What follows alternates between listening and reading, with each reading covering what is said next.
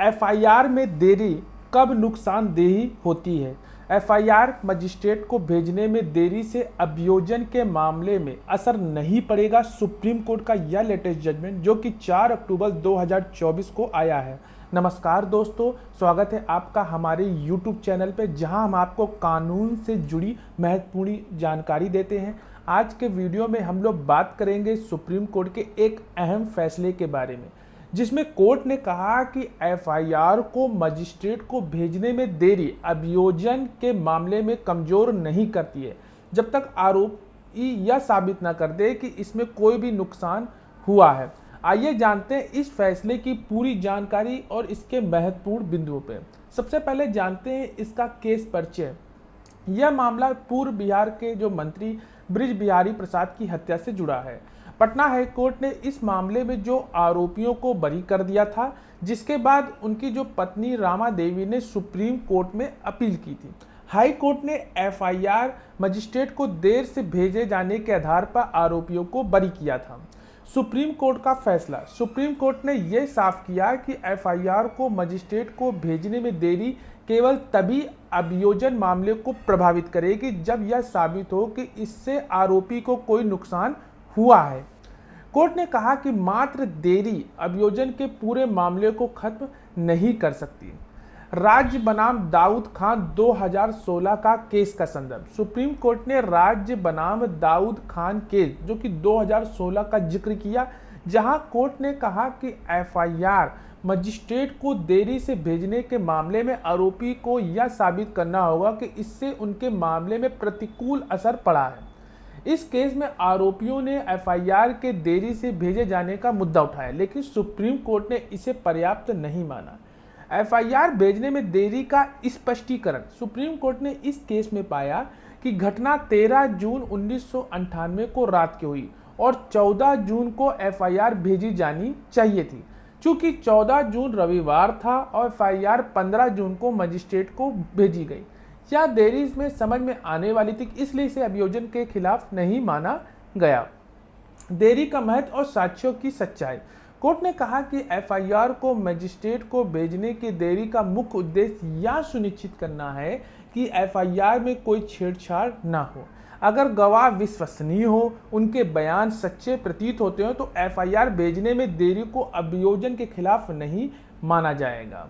साथ ही साथ एफआईआर में जो देरी कब नुकसानदेह है, एफआईआर में देरी कब नुकसानदेह हो सकती है, इसका सबसे पहले हम लोग जानते हैं। एफआईआर किसी अपराध के होने पर सबसे महत्वपूर्ण दस्तावेज होता है जो मामले की शुरुआत करता है। आमतौर पर एफआईआर दर्ज करने और इससे संबंधित मजिस्ट्रेट के पास भेजने में देरी संदेह उत्पन्न हो सकता है। एफआईआर के साथ छेड़छाड़ या कोई गलत बयान शामिल किया गया हो, लेकिन सुप्रीम कोर्ट के कई फैसलों ने यह साफ किया कि एफआईआर में देरी हमेशा अभियोजन के लिए नुकसानदेह नहीं होगी। हालांकि कुछ स्थितियां ऐसे होती हैं जहां एफआईआर में देरी अभियोजन के मामले को कमजोर कर सकती हैं। आइए जानते हैं कब एफआईआर में देरी नुकसानदेह हो सकती है।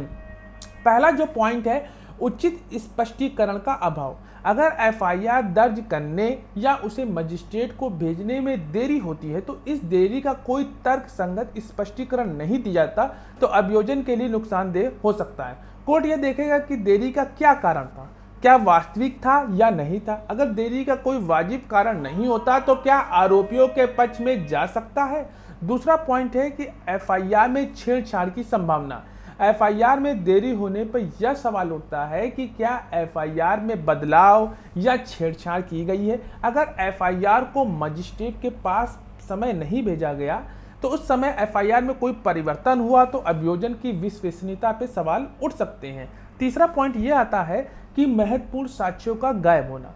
जब एफआईआर देरी होती है तो हो सकता है कि घटना स्थल पर मौजूद साक्ष्य नष्ट हो जाए या गवाह अपनी याददाश्त खो दे। इस तरह की स्थिति में अभियोजन के लिए नुकसानदेह साबित हो सकती है, क्योंकि साक्ष्य और गवाहों को सही समय पर मिलना बेहद महत्वपूर्ण होता है।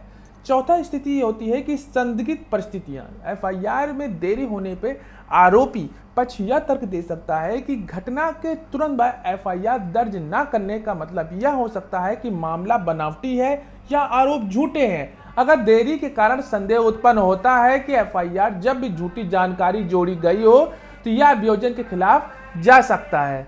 दोषपूर्ण जांच का आशंका, ये इसका 5वां पॉइंट है। एफआईआर देर दर्ज होने पर जांच के प्रारंभ में देरी हो सकती है। इससे यह सवाल उठ सकता है कि पुलिस जांच सही या निष्पक्ष रही या नहीं, यह अभियोजन के पक्ष को कमजोर कर सकता है। किन मामलों में देरी से फर्क नहीं पड़ता? वाजिब कारण और दूसरा साक्ष्यों की मजबूती। अगर एफआईआर दर्ज करने में या उसे मजिस्ट्रेट के पास भेजने में कोई वैध कारण हो, जैसे कि छुट्टी का दिन या तकनीकी समस्याएं, तो कोर्ट इस अभियोजन के खिलाफ नहीं मानेगा।